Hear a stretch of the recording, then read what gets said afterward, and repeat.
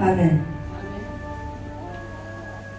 Je lis la parole de Dieu dans Marc 1er, à partir du verset 4.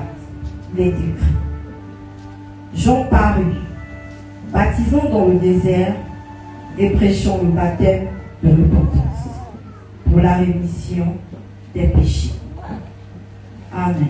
Amen. Asseyons-nous. Bien-aimé, Jean était celui qui a commencé l'œuvre de Jésus-Christ de Nazareth. La preuve, c'est lui qui l'avait baptisé. Amen. Amen. Et dès qu'il a commencé, il a prêché la repentance.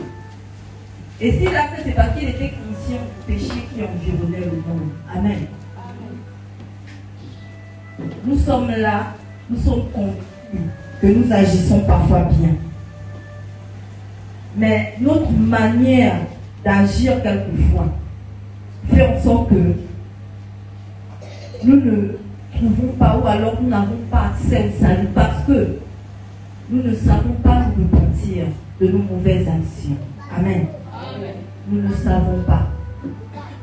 Or, il y a un processus bien établi.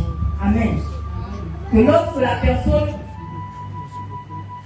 commence cette démarche, tout de suite on comprend que là, cette personne commence de chercher à se repentir.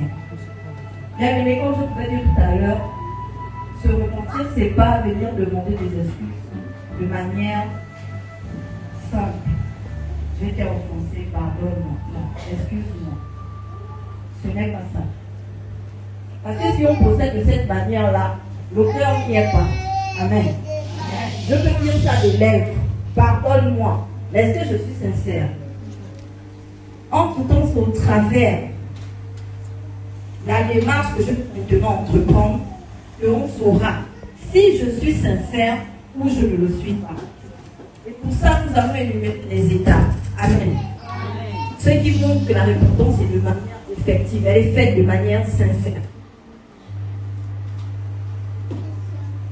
Nous allons énumérer ces étapes. Amen.